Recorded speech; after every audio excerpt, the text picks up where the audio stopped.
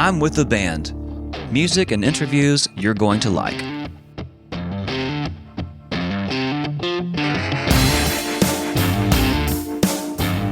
Welcome to I'm with the band here on the Mesh Podcast Network. Welcome to a brand new year. It is 2021.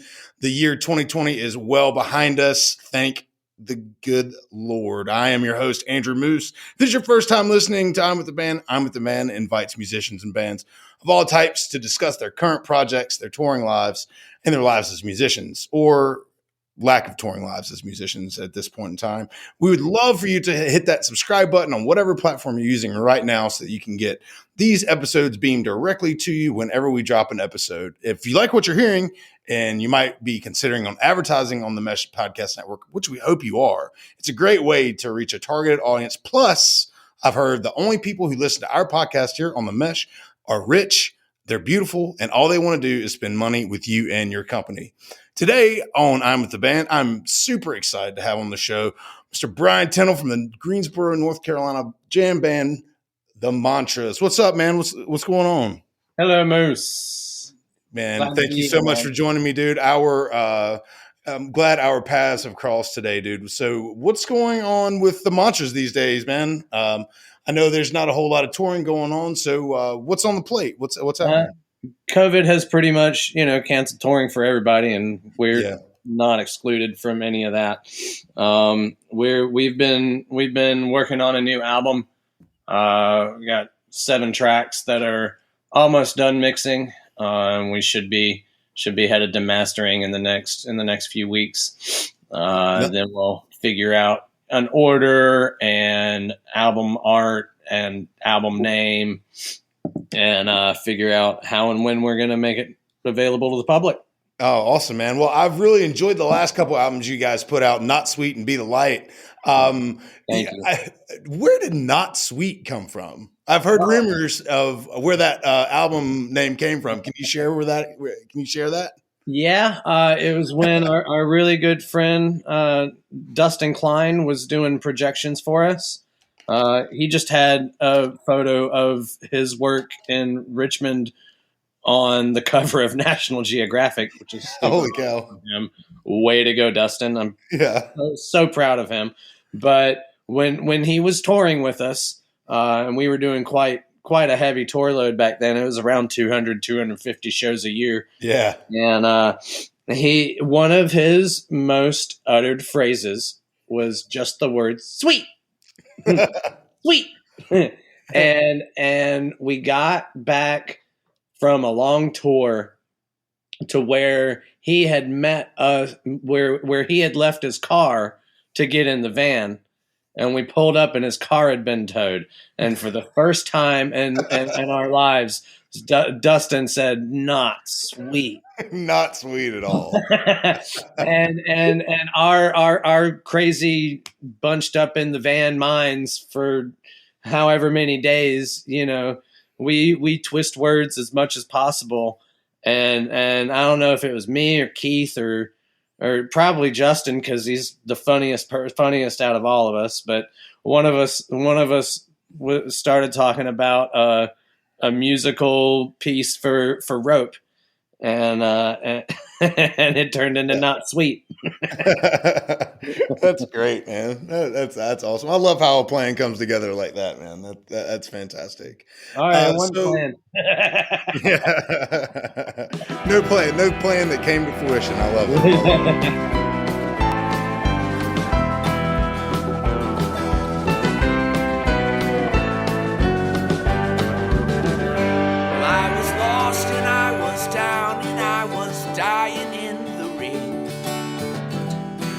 Times I knew I'd never be the same, but you shone down on me with all your love and grace.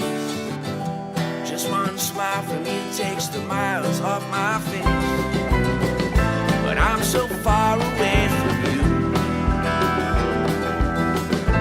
Feels like nothing I can do. Nothing I can do.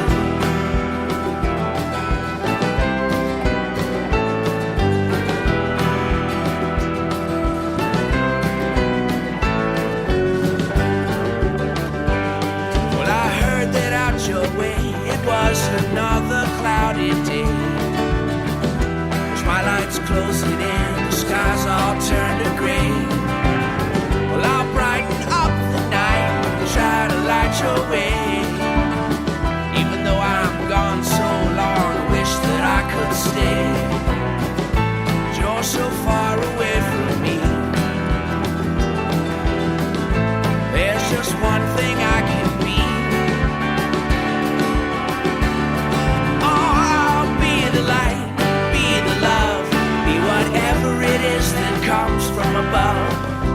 Be the sun and be the moon and be the stars. And then wherever you are, I'll always be with you.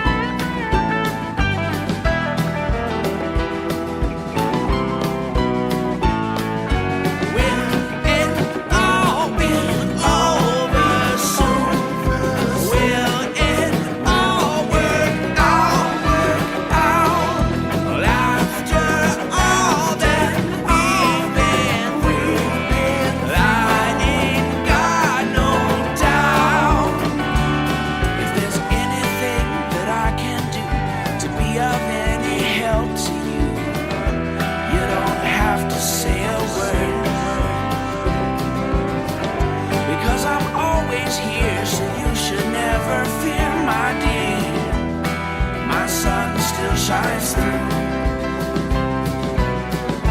You're so far away from me.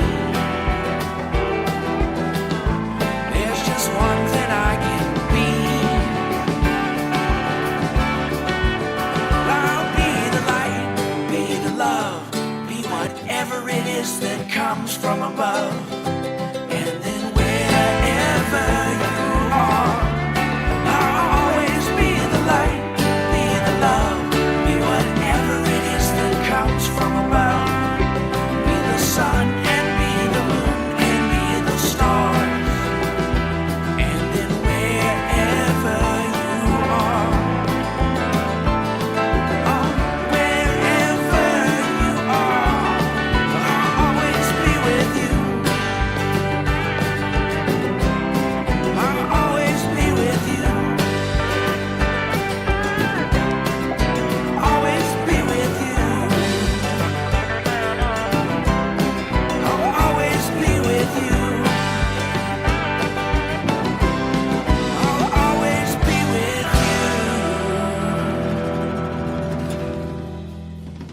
You know, you mentioned you know, the touring load that you guys were involved in the last, you know, man, how long have you guys been playing together? I mean, as the Mantras, because, you know, I've seen you guys a handful of times in the last few years, and it just seemed like you guys are everywhere, especially in the Southeast. You know, how many dates were you guys doing? Like over 200, something like that?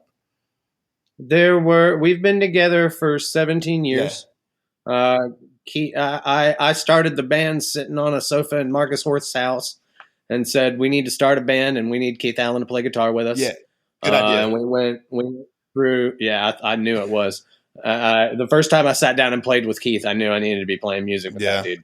We met in college at UNCG School of Music, both getting our jazz performance degrees. So Keith and I have been playing together for 17 years. Brent and Justin started playing with us about 2 or 3 years into it. And Julian has now been with us for about 6 years. Yeah. Julian puts a real full sound to you guys, man. That all the synth and keyboard sounds he puts into your sound is awesome, dude. I really like what he does. Man, he is still a breath of fresh air. You know, like when he first started playing with us, it was like, wow, awesome. Somebody that's not jaded by the road and really excited to play and go out. This is rejuvenating and great. And we really needed it at the time, and he's still just, smiles for days, like positive comments for days. I don't think if the man ever gets in an argument with anybody, it's 90% jovial and quickly squashed. Right. Yeah, man, that's always good to have in any sort of group and project. The guys that are easy to get along with, and when that happens, when the cohesion and the personalities mesh, the music follows. Yeah. And especially on stage, the type of music that you guys play, it's highly improvisational for the most part, if I'm not mistaken. And it comes through the friendship and the personality shine through your music, I think. Yeah, definitely. I mean, we really try and have cohesive forms and songs, for a large part. But when somebody's soloing, for the most part, when someone solos, it's not written. And a lot of songs are very open to, let's say, musical personal and immediate interpretation.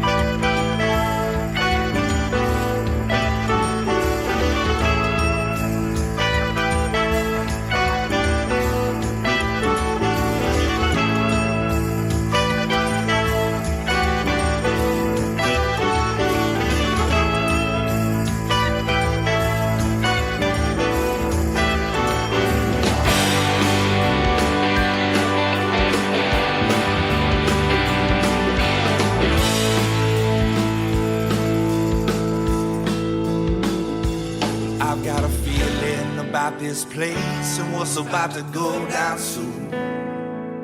Got my friends around me, we've got plenty more room.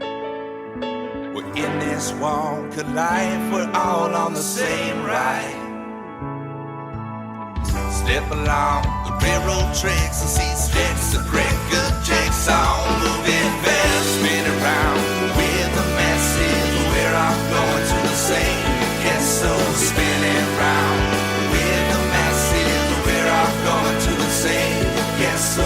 Spinning round with the masses. We're all going to the same castle. Spinning round with the masses. We're all going to the same castle. Yeah.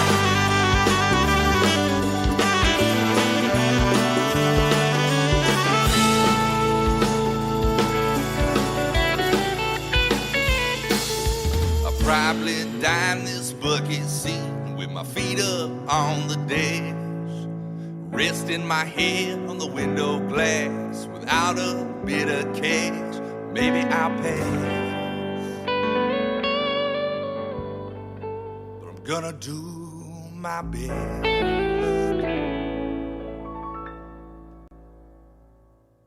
And a lot of jam bands out there have a mindset where they go on stage with a blank slate, and say, okay, well, we're going to start with song A, and if it leads to song B, great, but if it doesn't, that's fine too. Is that kind of how you guys roll? Or, do you go on stage with a set list, or is it just whatever comes? No, we normally go on stage with a set list, but the set list is normally not written until we get to the venue and feel the vibe of the venue and kind of get a feel of the vibe of the town on our way into the venue and everything. It's not, it's very rare. Like shows like Mantra Bash, we'll write the set out, days ahead of time. Yeah. Especially for the last time we did Mantra Bash, because we did like 7 sets. Oh yeah. You definitely need to have that scripted out.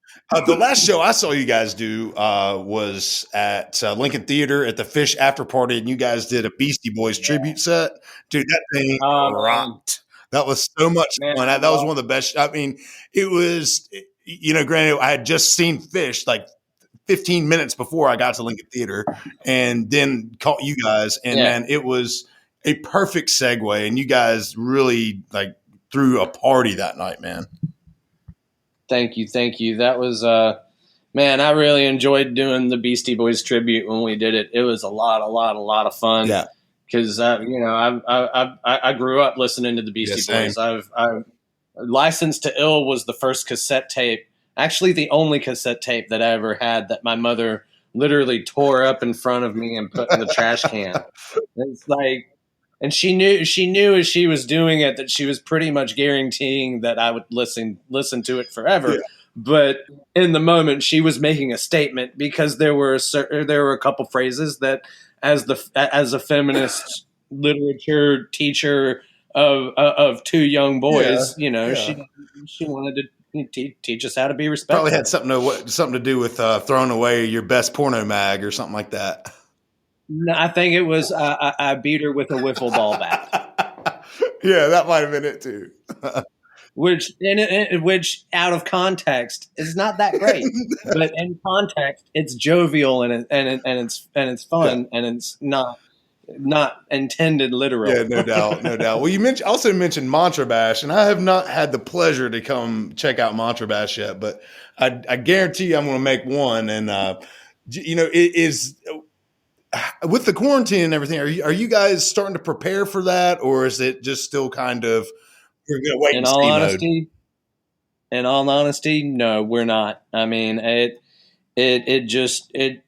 for us, it feels a little too irresponsible. Yeah, I agree 100%. In the middle of this to try and do a live show right now, man. I mean, it's the last thing I want to do is bring 100, 200, 300 people together and any of them get sick. No doubt. Especially when it's something like this that can actually kill them or get to their families and kill their loved ones and their parents and shit, man. My dad, I work with my dad on the for my home job, and it's just me and him, in a 12,500 square foot warehouse that we're trying to turn into a brewery. But you know, he's got asthma, emphysema, and SPD, or no, not SPD, that's COPD. And you know, my mom's got asthma and high anxiety, and it's scary. You know, the last thing I ever want to do is lose them right now, because they've been my best friends my whole life. I'm very blessed to have them. And I don't want to be known as the festival that did that. You know, I mean, it, for me, and I think, you know, I speak for the rest of the band in this, but you know, for us, it comes down to looking at the big picture, and not taking the immediate gratification. You know, we've always been a family first, look at the big picture organization. And you know, somebody can't book a show because it's their wife's birthday. That's fine. We don't do it. You know, if it, you know, it's family first, like, absolutely. And playing a show like that right now, to me, falls into that category.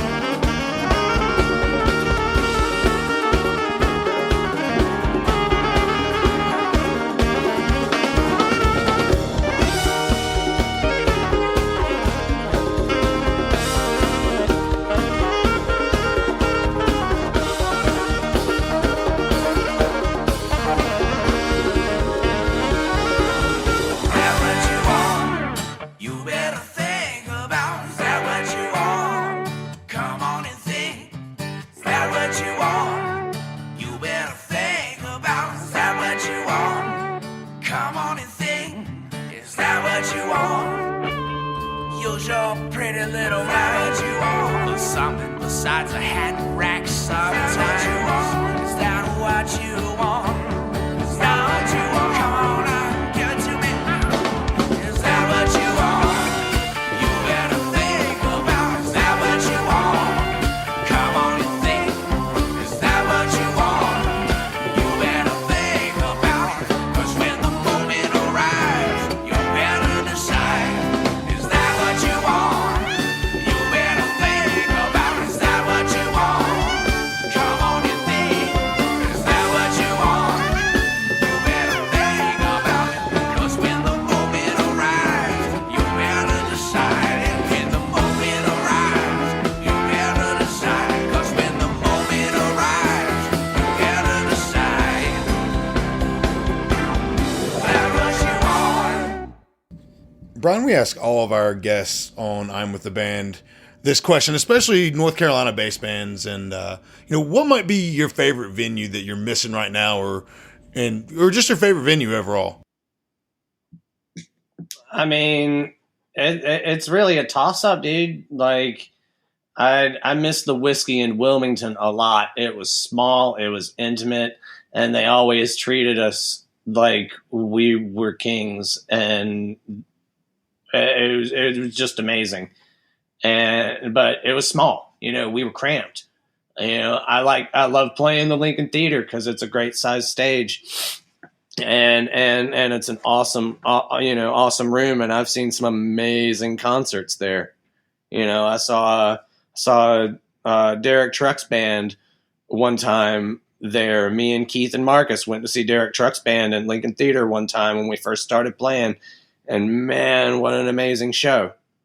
And I love playing at the neighborhood theater in Charlotte because we've played some very, very memorable shows there, and the stage is phenomenal, and the room is awesome, and you get 900 people in that venue, and the whole room dances with them. It's really cool, Like, I missed the Double Door in Charlotte because of the history of the place. It just felt special to stand on that stage at the Double Door, knowing how many other musicians had played there. Yeah, for sure, man. Tell me, what are you listening to these days? Oh gosh. I always say Yaga Jazzist because I never stopped listening to them. It's Jaga, Jazzist. They're amazing. I listen to a lot of Wayne. I listen to a lot of Frank Zappa. I still listen to Ry Cooder's Buena Vista Social Club about once a week. I like listening to Metalocalypse, Doomstar Requiem. That whole album is amazing. And